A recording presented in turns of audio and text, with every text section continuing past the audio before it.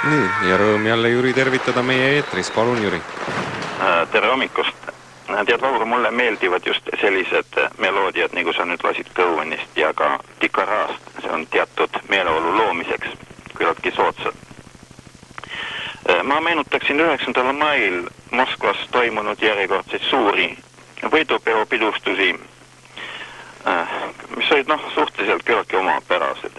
Äärmiselt mõistusevastane on Clintoni ja teiste suurte härrade seismine Punasel väljakul, ikka suure maailmajuhi muumiahoone kõrval, võttes vastu punast paraadi. Clinton nimetas isegi endist potentsiaalset vastast nüüdseks sõbraks. Pealegi aplodeerisid väliskülalised innukalt Punasel väljakul marssinud tšetšeenide hävitamisest osa võtnud Põhjamere laevastiku meredessantväelastele. Ju härrad siiski on piisavalt nõus Tšetšeenia rahva tapatalgutega.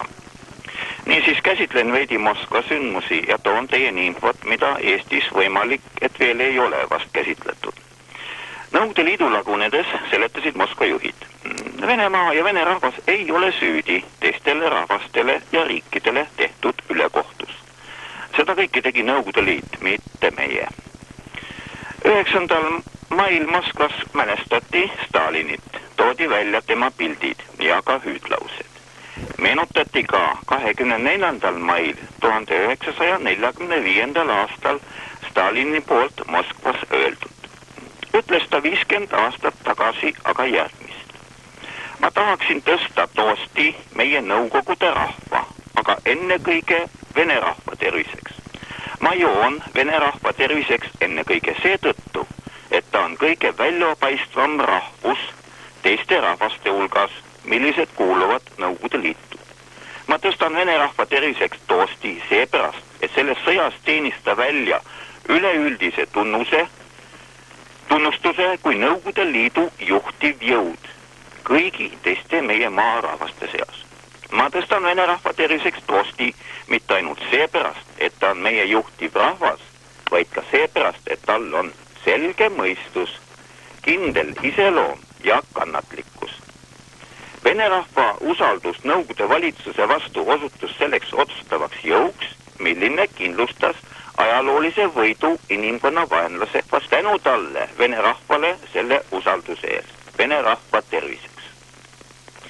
Punase väljaku paraadi kõrval toimus Moskvas 9. mail ka veel teine, kommunistide ja impeeriumimeelsete.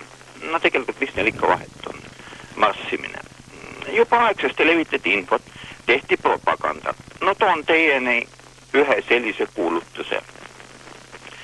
9. mail toimub patriootiline võitjate, nende laste ja lastelaste pidulik marss Moskva peatänavatel. Selle grandioosse kolonni esireas on see, kes kandis suure võidelippu 1945. aasta paraadil. Kindral Valentin Ivanovitš Varennikov. Tema kõrval lähevad lahingukaaslased, kodumaa ja Nõukogude armee au, kuulsus ja uhkus. Kogunemine kell 10.00 hommikul Valgevene Vaksali väljakul. Liikuma hakkamine 12.00. Meie üritus on õiglane. Kas ei ole tuttavad loosungid? Samad jõud alustasid kampaaniat, millest teatas ettevõtmise orgkomitee. Hitleriku fašismi üle saavutatud võidu juubelipäevil kuulutame välja konkurssi Jossif Vissarionovitš Stalini ausamba projektile. Konkursi nimetuseks on Stalin, Vene võidu ehitaja. Mälestusmärk püstitatakse Moskvasse. Selle kordaminekuks on alustatud rahakorjandust rahva hulgas. Oma panuse lubavad anda ka patriootidest ärimehed. Mine tea, järsku tõstetakse see küsimus ka meil üles. Tõnismäel igatahes olid 9. mail välja Stalini pildid ja vastavad hüüdlaused.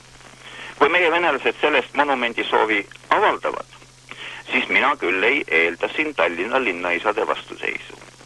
Viis, kuidas lahendatakse, teisendatakse Tõnismäele okupatsiooni auks püstitatud rajatise ideoloogiat, ei anna kaksipidi tõlgendamist. Olen kindlalt veendunud. Selle Vene pronksoldaati ümber tulevad veel meil suured löömad. Kuigi ta nüüd ristiti Eesti meheks Vene mundris. Sellest aga kunagi hiljem. Juubelipäevil anti Moskvas pihta ka juutidele.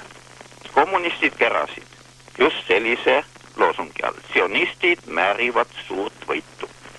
Suure võidu juubeliks lasti teatavasti Venemaal välja 17 miljonit medalit. Medali esiküljel on Isamaa sõjaorden, aastaarvud ja Spasski torn Kremli müüriga. Kremli kohal kerkivad üles saluudiraketid. Raketijuttide tippudes on tähed. Kõik raketid kerkivad kõrgele üles. 3 parempoolset neist aga kalduvad täiesti kõrvuti ühes reas otse Kremli müüri kohale. Vast ei oleks seda midagi, kui raketi trajektoorid ei lõpeks kuusnurksete tähtedega ja kogu saluudist ainult need 3. Impeeriumi kommud leidsid, et need on sionistide 3 märki otse Kremli kohal. Need olevat 3 saatana märki, 3 kiskjat. Tehti ka matemaatika. 17 miljonit medalit 3 tähega, see tegevat 50 miljonit maagilist taavetit, millised lennutati vene rahva kohale ja hulka. No leitakse, on täiesti ilmne, tegu on provokatsiooniga, soovitakse teada saada, kes on autor ja medali tootja, kes lubas seda kõike teha sellisel kujul. Nii palju siis Moskvast, paraadist ja Stalinist. Häid kevadisi sügisilmu siis.